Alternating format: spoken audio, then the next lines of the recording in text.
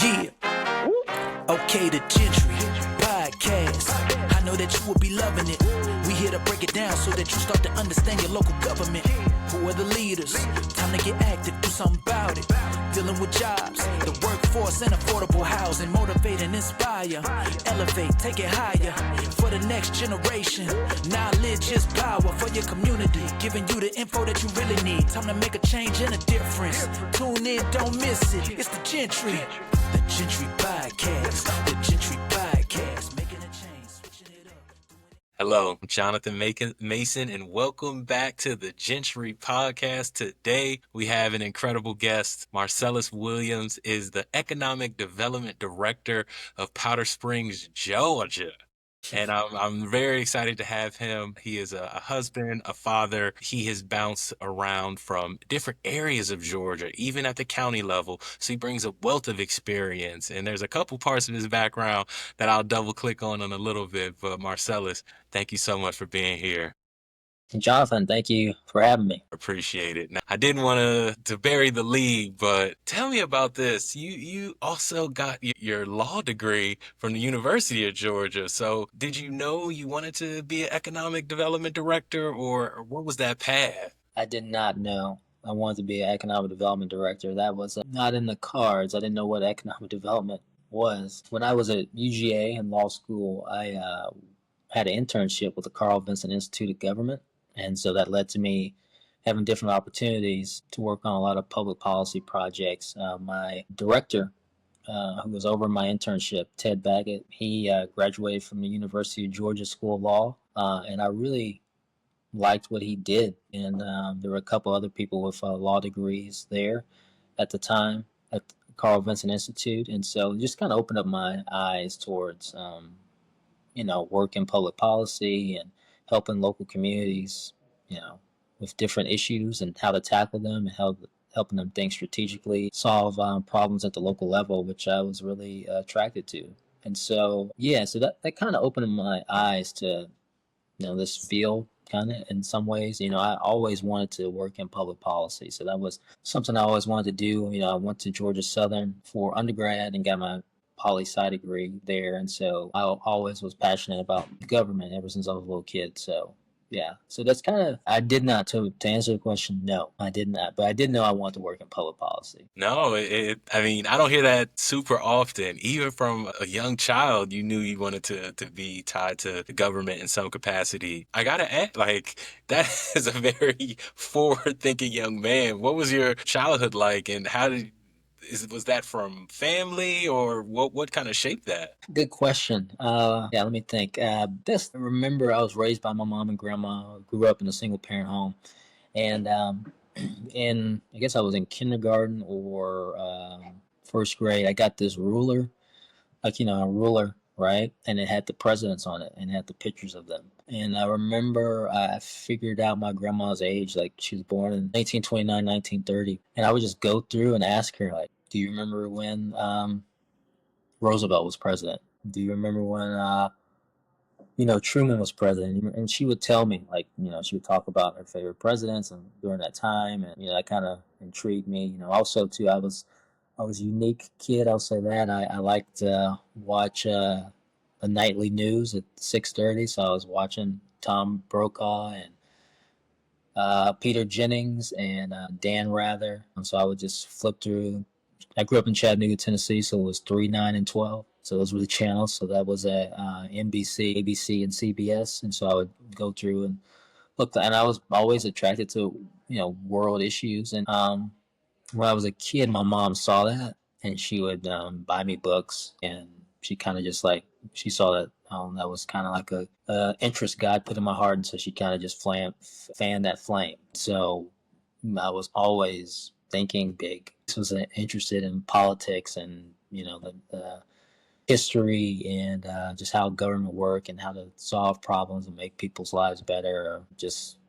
And so that was kind of, I guess that was where the genesis is, to say the least. And I do remember, too, I had my mom bought me, we went to Books A Million one time, and she bought me this geography book, and I still have it, of every country, right? And it had details about their government system and their culture and their history of their economies, and it was a thick book. It is a thick book, but I as a kid, I would pour through that, and so yeah, I was fascinated about everything government and just how it works and how it operates, particularly on the federal level. I didn't know anything about local government at the time, but yeah, particularly on the federal level, yeah. You said some interesting things there.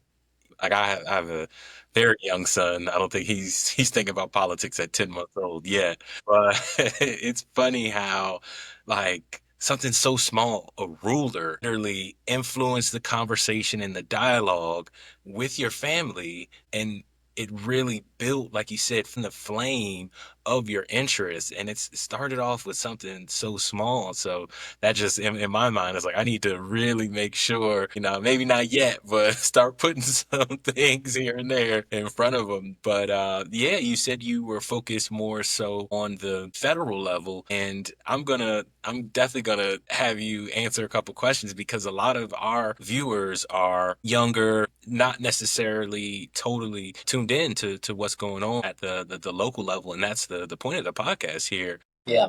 When did that switch kind of happen for you from totally focused, maybe get to DC, public policy, think tank type stuff, to then shift gears and have an incredible career at the local level? Yeah, I guess going back to when I was in middle school, my uncle Bill, he worked for the Hamilton County Health Department, and as a director there. And that's when I kind of got exposed to local level issues. And just, I remember going to his office, and I remember thinking about just what he did, and oh, this is pretty cool. And he was essentially a government bureaucrat, but he had a pretty big impact in the Chattanooga, Hamilton County area. And so that kind of opened me up to local stuff. He was involved too with the Chattanooga mayor race. So a guy I went to church with, Howard Roddy, he ran for mayor of Chattanooga back in 1998 or something. And so my uncle was on his campaign team.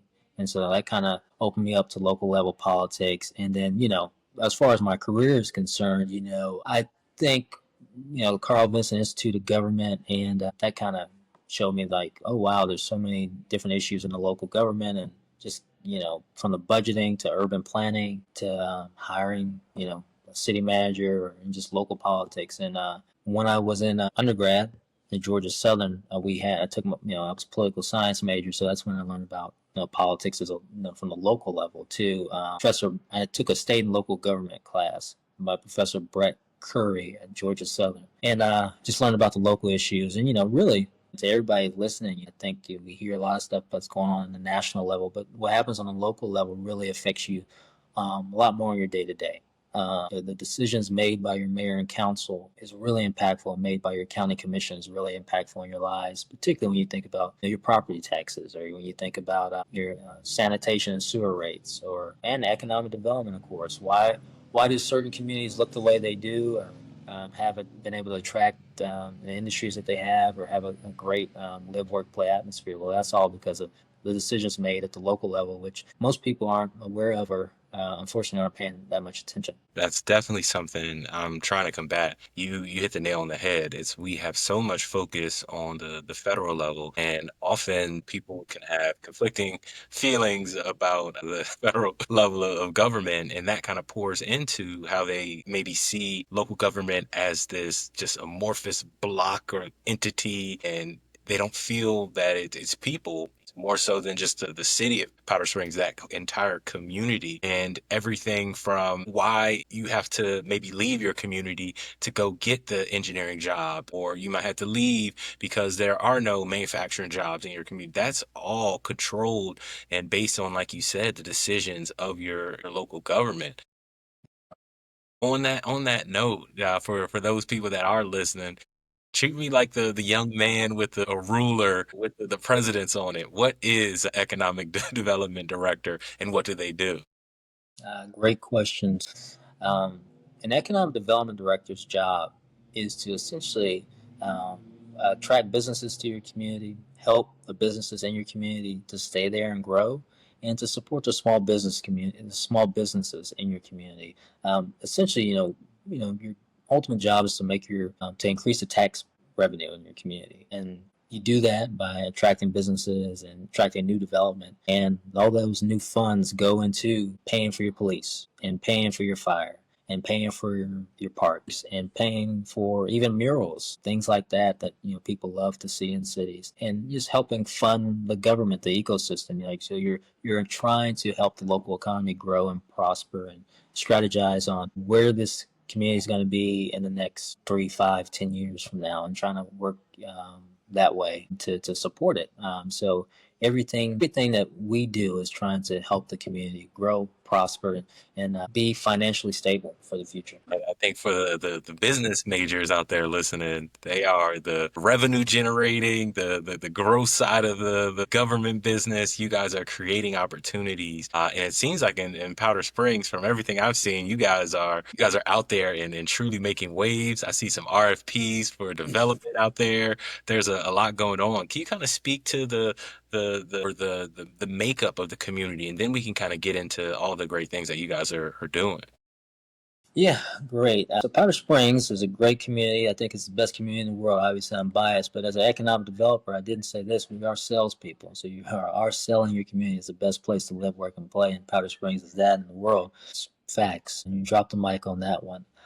You know, we are a community that is 50% 57% African American, 28% white American, and then 15% Hispanic, and probably 2.2% Asian. We're a growing community. We're the fastest growing community in Cobb County. We are, historically we've been, people would say we're a bedroom community, but we've been trying to change that. We've got a lot of development going on in our city, particularly in the downtown area. We've got we've just completed new apartments in our downtown, 226 apartment units, so to create that walkability, live, work, play atmosphere that people love to see, to support our businesses. We have a new brewery that just opened up a couple years ago, a new seafood and chicken restaurant. We've got a new French restaurant, the Powder Springs Bistro, coming soon as well. We're growing, right? And a new city hall, a new park. We just had this past weekend had our seafood festival, which has attracted thousands of people. This is their 5th year of it, and so that's us as a city. We are a great community. Our mayor has a great vision for us. Mayor Al Thurman. He has served on city council and as mayor for going now, I think, 22 years. He is the first African American mayor in the history of the city of Powder Springs. And so we've definitely seen a lot of changes in our demographic, and we're continuing to be one of the stellar cities in the state of Georgia. I'm proud to be the city's economic development director. That's incredible. It seems like you guys are creating that. You said it, work, play, live. I know I'm probably preaching to the choir here, but so much when I speak to economic developers now, it's about that quality of life. Yeah. For your community itself, but even to bring in other industry, if you don't have the childcare, the housing, the amenities, the shops, it's hard to even bring in industries. It's impressive that you guys are focused on that. And then consistency. Wow. The mayor has been around, and he said 22, 23 years. Like, that is impressive. How has that continuity and consistency helped? I feel like the vision, it may change, but I feel like a long-term vision is easier when you have people that have been there for a long term. Yeah, absolutely. Yeah, so the mayor has been, let me just clarify, he has been mayor. This is his 3rd term, but he previously served on city council. Yeah, continuity is key, and it's very important having that consistency. Our city manager, she's been here, I think 12 years. So and then she's worked with the city since the early 2000s or late 90s. And so, having people who, we have plans going back to 1994, 1996, and we've kind of stayed the course, right? And we've seen the progress, right? So, our downtown park, for example, that was a vision, and it is. The location might have changed where the park was going to be in the downtown, but It's now centered right in the heart of the downtown, and it's just been a blessing to our community. And just having people who know the plans and to know the players and how to get things done has been very helpful for us as a city. I've worked with the city since 2022, but seeing the consistency of the mayor and the city manager and some of our council who've been here for a while, and even some of our staff has been just immensely impressive, particularly as a young person, because it's all, it shows you, I think, as millennials, we as a generation, it's kind of hard for us to imagine being in a place 20 years.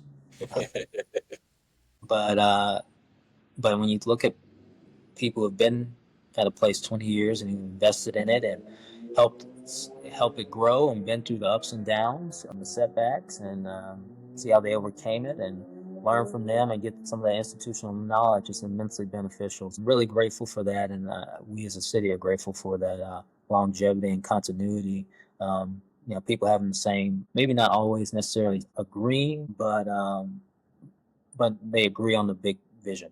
All right, in the big picture. And that's so impressive, especially now. You brought up your city manager's been there for 12 years in a role that typically has a shelf life of 3 to 5 years. And yeah, she's working on 12. I'm sure, like you were alluding to, that institutional knowledge from what worked to what didn't work as well. It seems like you guys were moving where you wanted.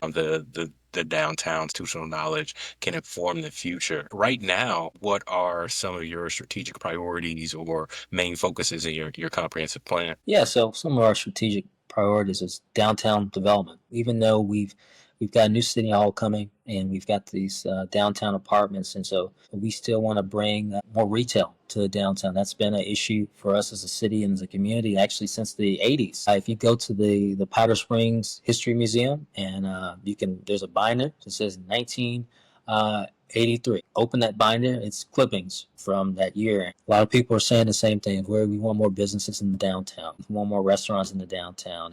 Some of the things that they did back then in 83, the Downtown Development Authority, we're still trying to do here and today, and attract more businesses. And we've had a lot of success. The city sold City Hall and its community development building, which was around a total of 6 acres for our new downtown apartments, and just to create that foot traffic in our city and to support our businesses. So, our downtown development is a key. We have an annexation strategy, so we're a city that's small, but we're mighty. But we are small, and our tax base is about 80% residential. And so for us, we need more commercial. And so that's where annexation is key, thinking big picture about, how to annex certain properties into the city limits. So that's another thing. And then there's certain developments that we are still trying to attract developers, certain parcels of land where we're trying to get developed for commercial and even for industrial in our city. We've been fortunate and blessed to be able to attract a developer who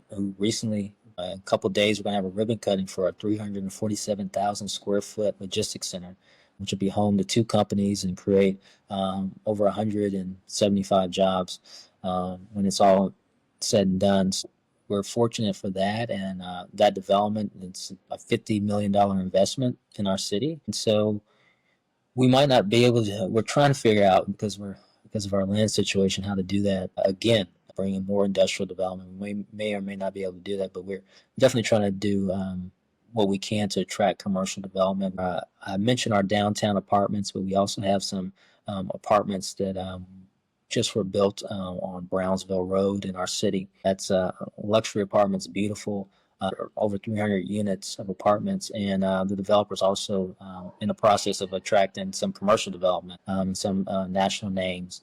And some names that our citizens have been asking for. And so finally we might be able to get them. So, for us, I speak for economic development. I think that's our keys. Downtown development, continue to make our downtown a lively, active place. So annexing some parcels that are near us and bring them into our city to expand our tax base, particularly our commercial and industrial tax base, and developing the land that's within our city for attractive development, bringing more unique entertainment, retail, eateries to our city. That's such a significant not issue, but something that is near and dear to my heart. I was talking about my hometown, and similarly, last time I checked, we were like 70 some odd percent residential versus a commercial tax base. And it's so important when I know I'm preaching to the choir in here, but just for the viewers, when you're collecting those taxes, those businesses are able to take off some of the burden of the actual residents themselves. So it's so important, the work that you're doing. And outside of annexation, what are some of the tactics or strategies that you guys are using or seeing success to get some of those industries to Powder Springs? So always marketing our city is a great place. So one of the great things that we've done has been business videos. And those videos are used to highlight the businesses in our city. I tell businesses that you are the ambassadors for our community. I'm an ambassador too, obviously, but you guys are ambassadors too. So your experience goes a long way. And so we've had some of our local industries do business videos, testimonials on how great it is to do work in Powder Springs and how it's been fruitful for their company. So we use that. We've had companies like a company called Wilson AC, which has been in our city for almost 50 years. One of the first businesses in our Powder Springs Industrial Park back in 1983 or 1982, I believe, and it's still here. And so their testimony is powerful. A company called the Windscreen Factory, which is growing. They went from, I think, 2 employees to around 41 in 2 years. Having them do a business video talking about their growth, and they're actually building another building right by their headquarters. Because they're expanding. A company called Soapbox, which is a really unique company in our city. It's kind of like a VR thing. So the Oculus, you wear it, you put it on your eyes. And so what they do is they film artists in this giant green screen. And the entire room is a green screen. And they've had artists such as T-Pain and Buddy Guy. And they even had Shaquille O'Neal come to our city, Powder Springs, and shoot a commercial. And for artists and musical artists like T-Pain, you can download their app on the Oculus, and when you put it on, it'd be like T-Pain's performing a concert right in front of you, and so you see him, and it's pretty cool. So I just want to give them a plug because they're growing. They just did another round of fundraising, $6 million. So they're really growing fast, and so really proud and happy for them. And so those stories, right? So a way we help attract businesses to our communities by telling those stories to future prospects that this is what happens when you come to Powder Springs, right? So we've got the company that's been here for many years, right? We've got the company that's been here for a few years that's growing, and we've got this new IT high-tech company that's growing. And so we've got a wide gamut of things. And so we use that, and then of course I go out and I meet with developers. I cold call, send emails, and use my network, and I do tours of the city, showing people what's going on, what's happening, and why we are the best city to be to invest in. And so that's worked really well, I would say, and we're going to continue to do that. Go to events, go to networking events, and of course tell the story of Powder Springs. I can't wait to look up Soapbox. That sounds cool. Have T-Pain in your living room. Yeah. And I like the way clearly you've been successful in your pitches, the way you walked us through the long-standing business that has been there to the newer business, but has already doubled in employees, to the up and to the right, the hockey stick, maybe venture-backed company that, can moonshot. I love the way you kind of gave us all 3 of those. That brings me to when you start to think of retention, and especially for small businesses, for all the small business owners out there, what are some of the things that you guys are able to do to support small businesses, and especially either ones that are already there, to retain them? Yeah, so we do have a robust business retention program where I go visit local businesses and just do a survey and see how we can help them. I went to visit 2 businesses today, actually, and so we do that on a regular monthly. Some of the resources we provide, particularly depend on where you are in the stage of your business. So for a larger manufacturing company, say they're having a workforce challenge, we'll try to connect them with our workforce development office here in Cobb County, Cobb Works, or we'll even try to connect them to our local schools, McEachern High School, and see if they need interns, which has been an ask and a request as late as of late. Some other things we do is connect them to the Kennesaw State Small Business Development Center. They have consultants, business consultants who can help businesses get the resources they need and walk them through steps they need to get more capital, which is a big thing. KSU SBDC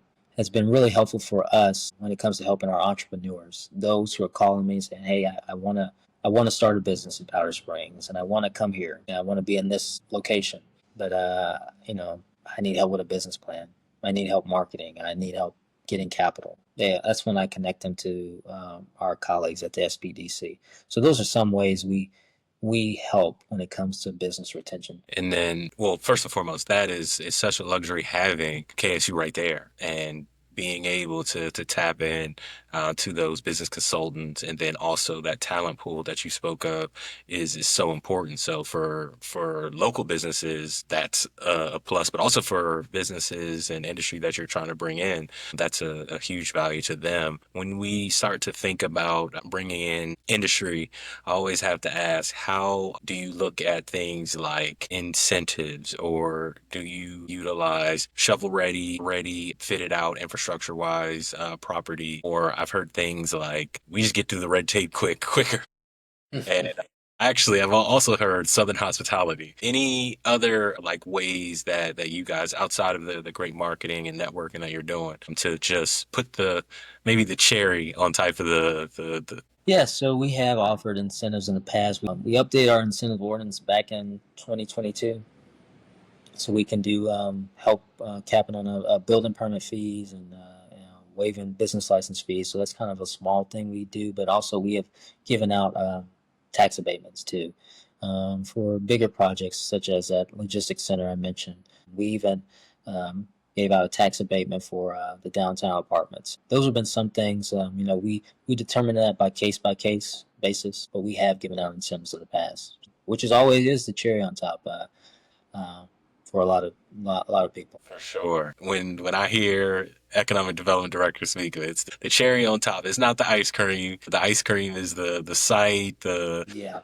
talent, the people, the quality of life, but sometimes to push it over, that cherry on top just helps it make sense. When you start to think of where the community is going, foresee Powder Springs in maybe 10, 15, even longer? That's a great question. I think Powder Springs will be, when I first got here, I said it was a diamond in the rough. And I think it'll be the diamond. And I think it'll be the city that people want to be at. And I think the downtown will be a bustling, happening place. It's already becoming that. And with the events we do, our Seafood Festival I mentioned, our July 4th Festival, Hispanic Heritage Festival, our massive Christmas parade, our splash pad, which is very popular in our downtown for young families. But, we've got a couple of restaurateurs that are planning on coming here to the downtown. Been able to work with the owners of buildings and real estate brokers to attract. So, for us, I think when Powder 5 years from now, you'll see a bunch of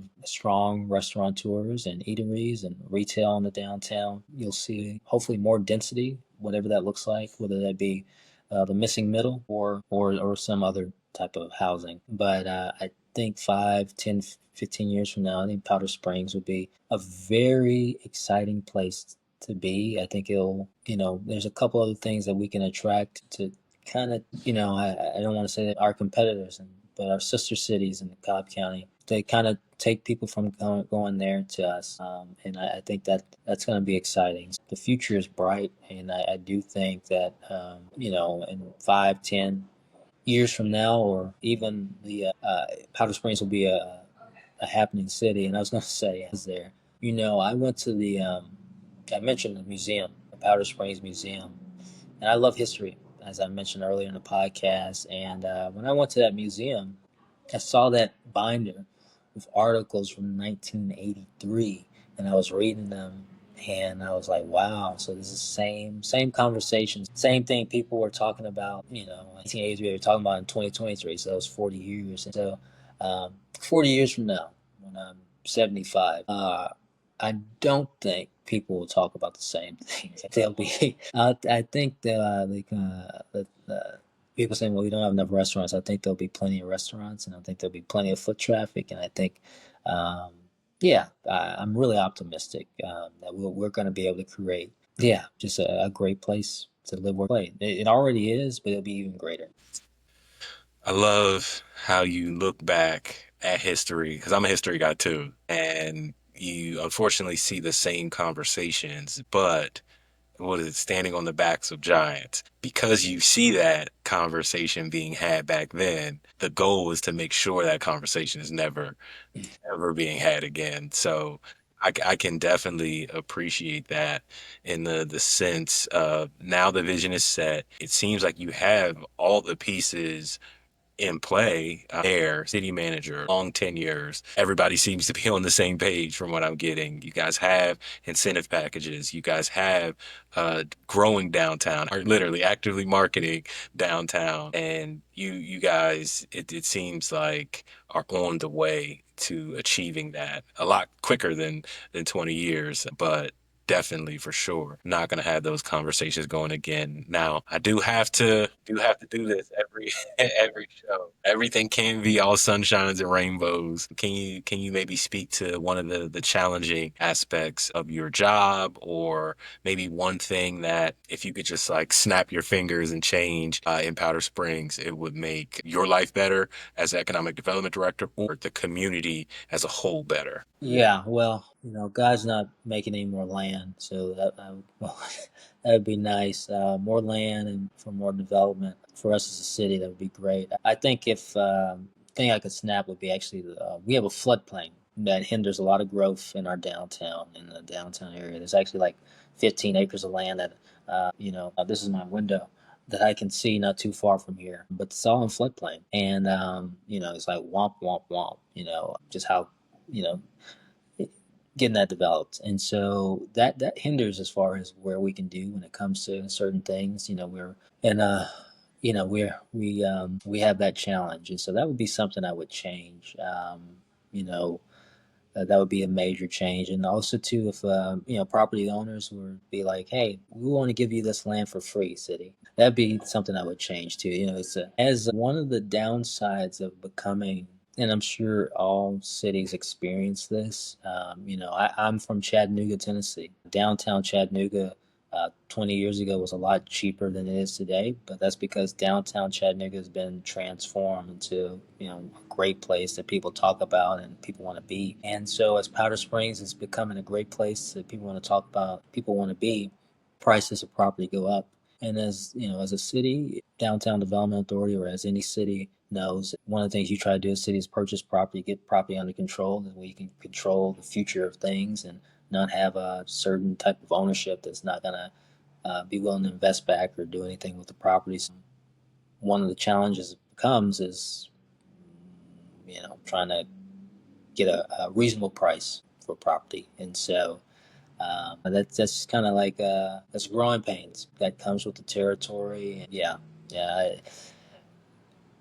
That's a tough one. So that would be something I would change. It is a tough one, and it doesn't seem like from the people that I've spoken to, even just like recently, the economic development director of Cedar Park, Texas, they're on a rocket ship as far as growth, industry, but there's only so much land.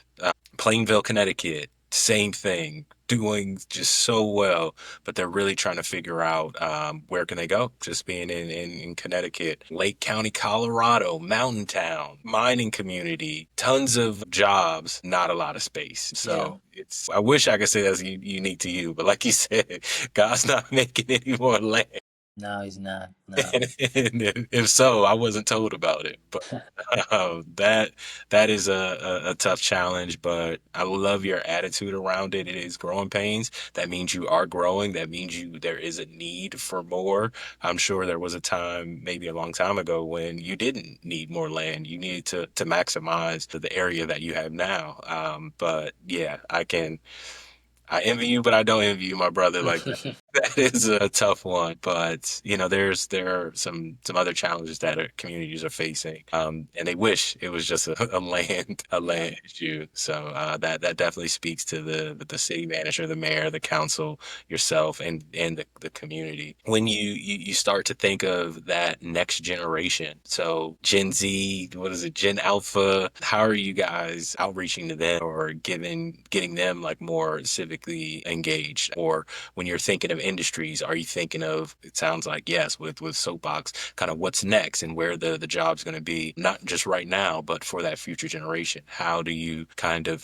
think about the future generations of Powder Springs? Good question. So how we've engaged and trying to get our Generation Alpha involved and has been through our youth council. We have a youth council. We just started that a few years ago, and it's growing and it's very successful. I want to give a shout out to Vanjie for what she's done with that, and she's really that's really taken off under her leadership. Getting the youth council involved so they can know about local government, how their government works, how it operates. They have a quasi mayor, a quasi council, so they get to see things and they get to share ideas on how we can improve as a city, how we can attract more of the younger people to the city. We have a great high school, McEachern High School, awesome team, basketball team, awesome football team, really great education. In fact, if you are an NBA fan, I just want to let you guys know that probably, I guess he's going to be, the mock draft says the third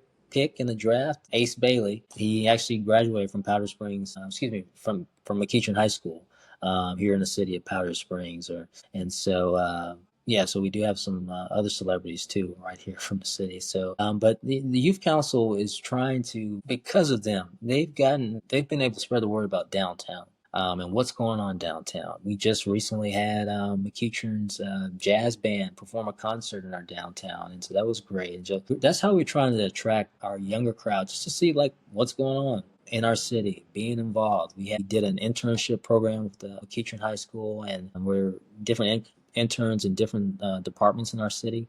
And they got to help us come up with creative solutions for a lot of different things, and particularly in public works, which was helpful. And so that's how we've been engaging them in the youth council too. As I mentioned before, they spread the word about our downtown. So just the other day, I was just walking because we have a beautiful downtown park, and then I see all these high schoolers downtown just hanging out, or playing ping pong, or they were playing basketball, and there's no basketball court downtown. They're just dribbling the ball, and so and taking advantage of our great coffee shops.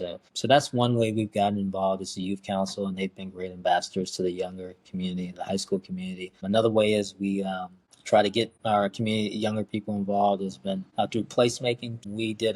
We bought some bike racks and we had them painted, and we partnered with the Tap Middle School, the high school, and the South Cobb Arts Alliance. And South Cobb Arts Alliance kind of led that as far as a partnership. And so we had the kids and some local professional artists paint these really unique bikes in our downtown, which has been cool. So there's that. And as far as getting them involved in the community, those are some ways. When it comes to the employment, anytime I go on a business retention visit, I ask the companies, hey, have you thought about partnering with McEachern? You thought about partnering with our local high school? And then that's when we set up those connections. The assistant principal used to serve on our development authority board, and so she's been a great help. Crystal Watley, just connecting with local businesses, and so that's another way, because we've got a lot of great companies that I mentioned here, and some I didn't mention, and they're always looking for help, and especially with workforce these days. And I think one of the things that a lot of people don't understand is that the jobs that are technical do provide a great life, and they can. And there's a lot of money to be made in those professions. We have a company in our city called Rig, RIGGED Crane, Rig Crane. It's a woman operated business, and the owner and I spoke, and she said, a lot of people just don't know there's a lot of money to be made in running a crane company, and especially a lot of young ladies.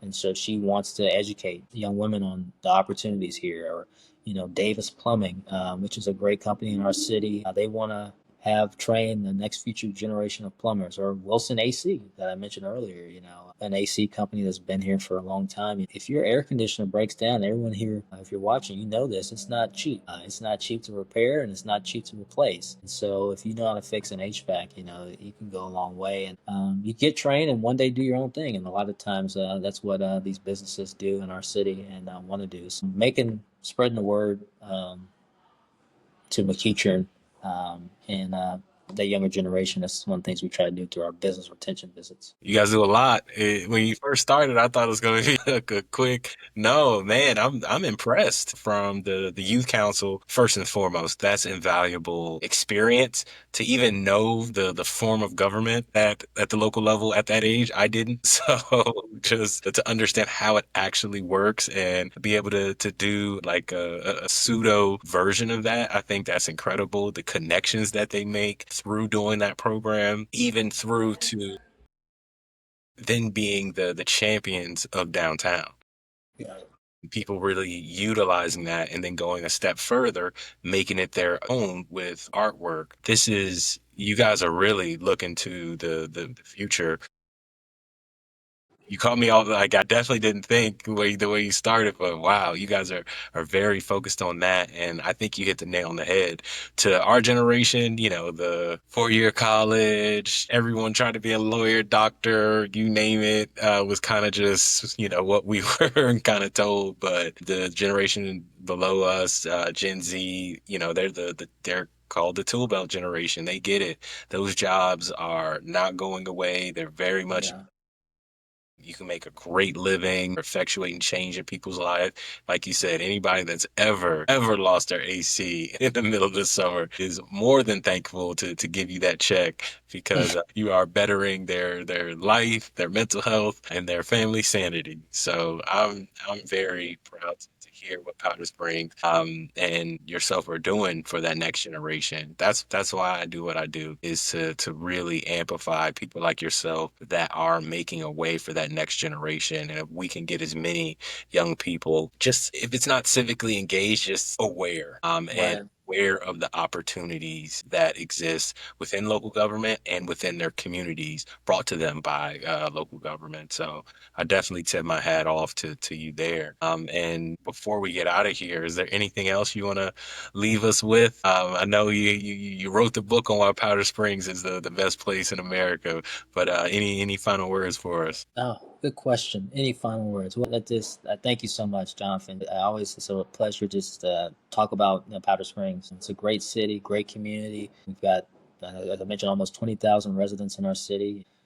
Great, great income numbers. I think the average median income is 92,000 in our city, and almost over 45% of our residents have a bachelor's degree or higher. And so we're definitely a great community to live in and work in and to play in. And so please look us up, Powder Springs, Georgia. The housing here is great too. Great school district.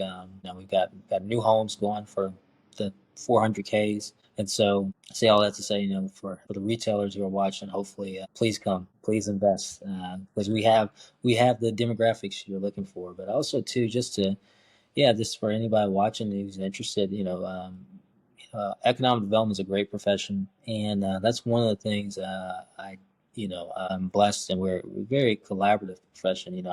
I know a lot of economic developers, of course, in my state, but I can talk to those outside the state, and they would give me advice and help. And so that's one of the benefits of this profession. If you're interested, please, you can reach out to me on LinkedIn, and I'd love to talk to you about it. And it just opened my eyes to just how you can invest in a community and how you can transform it. There's a lot of opportunities in the local government, also in the private sector. That's one thing I did not know when I first started. Economic development is, Amazon has an economic development team. Google has an economic development team. Meta has an economic development team. Big Four accounting firms, EY and Deloitte, they do as well. And there's even BCG and McKinsey have economic development overseas that they work with. Think about bigger issues like helping the state strategically plan their economic development strategy. So a lot of opportunities in economic development for those who are watching, and just wanted to, and that's some of the things I told people, especially people interested in this profession or younger. It's just a great opportunity. But I agree with it. Even from our conversation earlier, it's like you get to work, you get to meet people, you get to network, you get to travel, and that mobility that you just walked through are all reasons why economic development should be on the radars of young people. And I hope yourself and myself can help make them aware. Well, ladies and gentlemen, that is all we have today. Again, I have Marsellas Williams, the Economic Development Director of Powder Springs, Georgia. I am so thankful for having you, and I really appreciate it. Sam, thank you so much, Jonathan. For sure. Have a great one, everyone.